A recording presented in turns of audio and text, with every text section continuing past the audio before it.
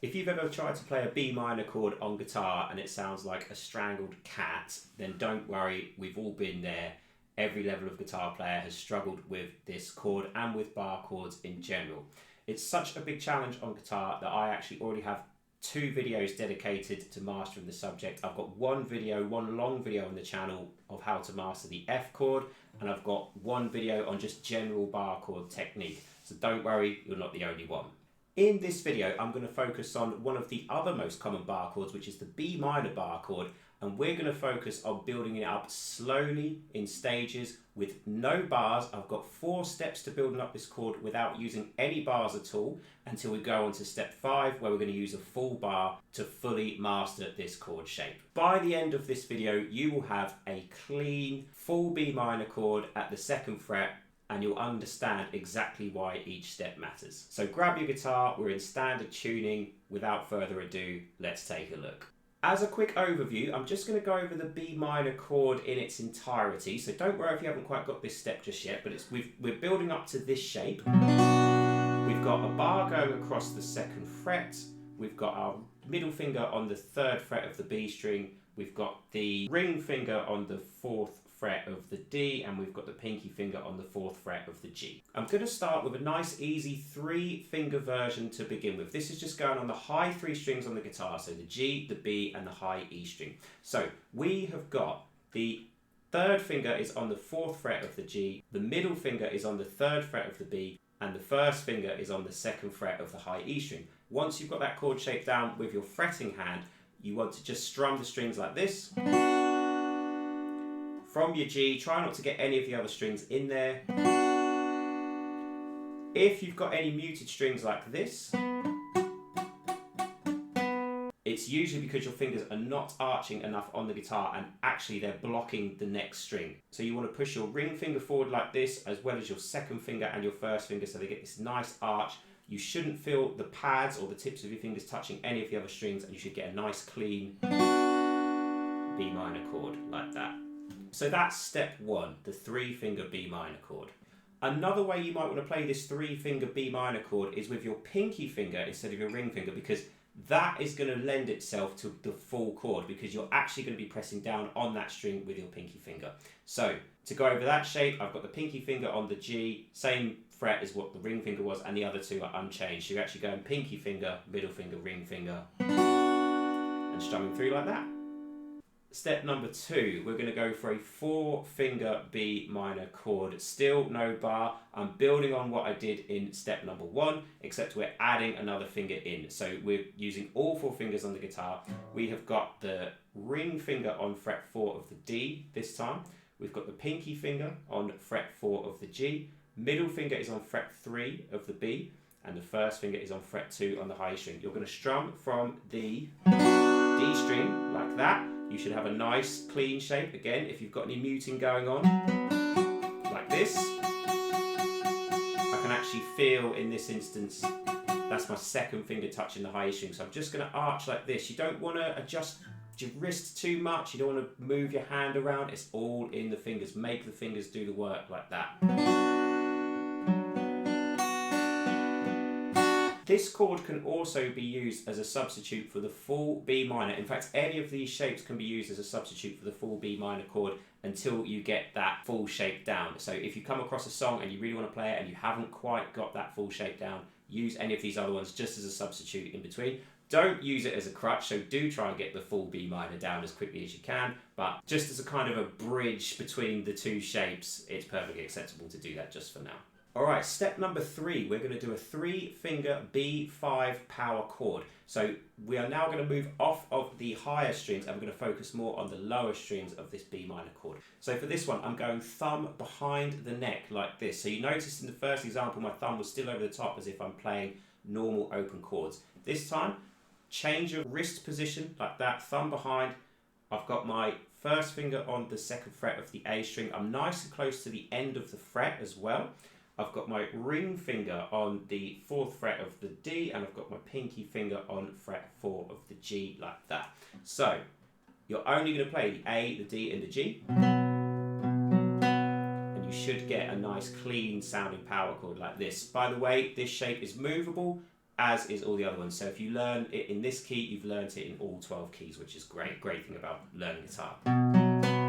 So again, all 3 strings ring out nicely. A lot of the time with beginners, when they start doing this one, in fact, actually, this is why I moved this chord to step number 3, because I think it's a little bit more difficult to fret than steps 1 and 2. And that's because these 2 fingers have a habit of not locking together when you're a beginner. So what happens is the 3rd finger kind of goes back towards the 3rd fret like this, and you'll get an out of tune note like that. That's really common. I hear that quite a lot when I'm teaching beginners and teaching people who haven't quite mastered bar chords just yet. That. So you need to press, or you need to try and lock these 2 fingers together. You need to get them really close together so that there's hardly any gap between the 2 fingers when you're pressing down on those strings.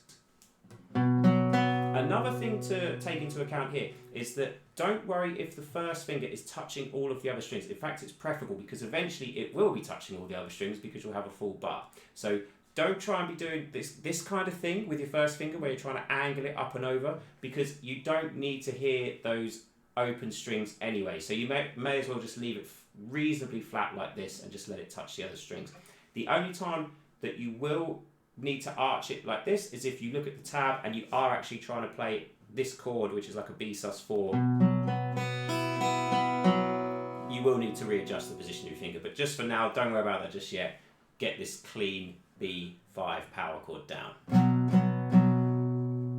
So step number 4, I'm going on to another 4-finger B minor chord, but this one is going to build on the previous power chord shape that we've already learned. So I'm on the 2nd fret again. I'm going to fret that power chord shape. I'm going to add my middle finger onto that 3rd fret of the B string right there. So again, don't worry about if you're touching the high E string with the 1st finger, no problem there. We should be strumming from the A string on this chord. And we should have a nice clean sounding chord like that. If you do get the high E string in there, hopefully it's muted. Bar just yet. Again, try and lock these 2 fingers together as best as you can. Don't let this finger wander closer to the 3rd fret. You want it to be nice and close to the end of the 4th fret, or at least in the middle of the 4th fret. And make sure that this pinky finger isn't interfering with what's going on the B string. So that's another common mistake when you get onto this 4-string version chord, is that this pinky finger can go too flat like this, and you'll get that. Even though there's nothing wrong with what you're doing with your 1st finger, it's this one which is the culprit. So you have to get this one up and over, bend from the knuckle joint there, and then you should have a nice clean shape. Notice the position of my thumb as well. I'm just showing that on my other camera. It's right behind the neck here. Alright, so we nearly have the complete bar chord shape. All we need to do now to turn it into a full bar is we just need to press down on 1 extra string, which is on the 2nd fret of the high E string. So step 5, full B minor chord shape on the 2nd fret. Here we go. So we are taking exactly what we did just before. So just to recap the shape one more time from the start of the video, we have bar going across the 2nd fret. Don't be afraid. I know that you're not going to play the low E string in this chord, but don't be afraid to get your 1st finger across that E string, because there's loads of songs such as Hotel California by the Eagles where it goes from a B minor to an F sharp like that.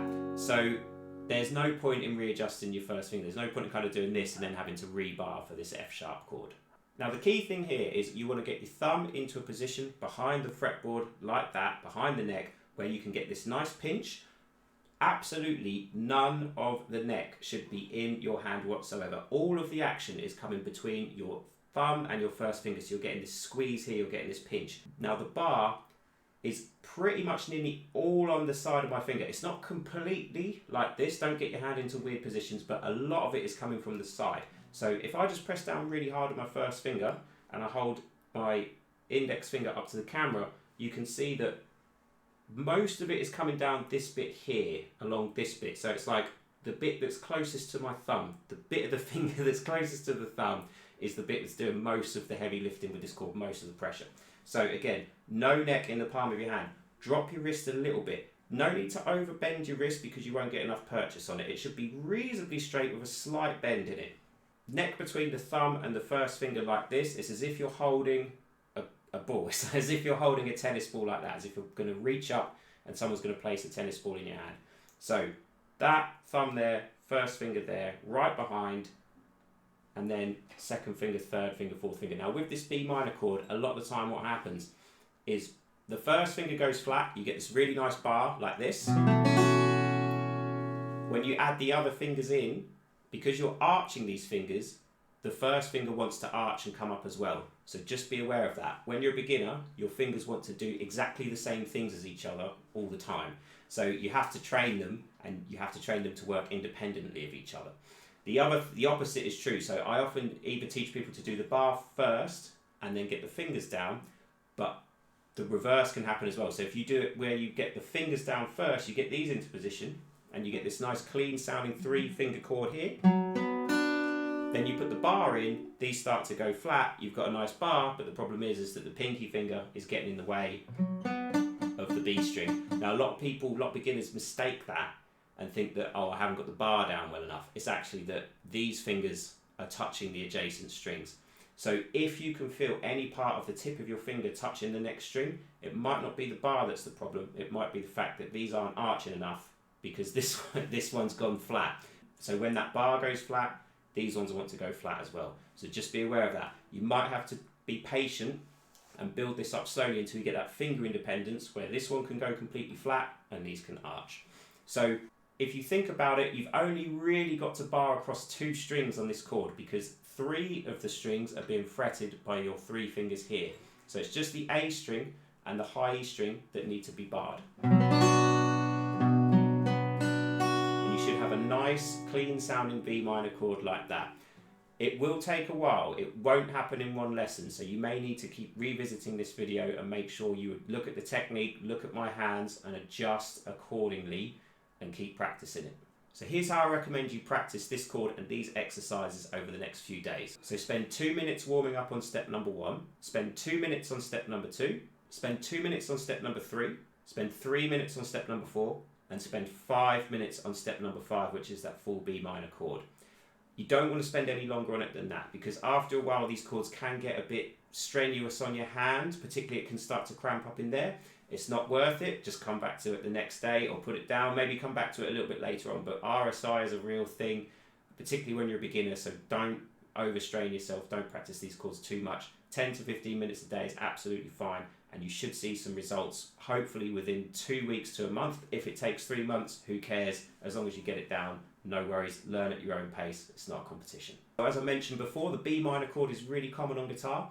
It shows up in stuff like Hotel California, which is a song that I love to teach to beginners as they're progressing more into an intermediate stage. Also, it shows up in Wicked Game by Chris Isaac. With those 3 chords, B minor, A and E. So once you've got this chord shape down, check out Hotel California and Wicked Game. Wicked Game's probably easier because it's only 3 chords. Move on to Hotel California after that to really practice changing to this chord. That's the other thing. Once you've got this nailed, it's even harder to try and change to this one accurately and in time when you're trying to do a whole chord progression as well. Alright, I hope that helps. Thank you very much for watching. I hope all of these steps are useful to you and I hope that you can eventually master this full chord and you will get all these bar chords down and you'll never have to worry about them ever again. If you enjoyed the video, please give it a like, please subscribe to the channel. I've got loads more lessons on my page and I've got loads more coming up. Check out my website, colchesterguitarteacher.com as well for more lessons. I've got loads of free lessons on my blog. And until next time, take care and enjoy guitar playing. Thank you very much.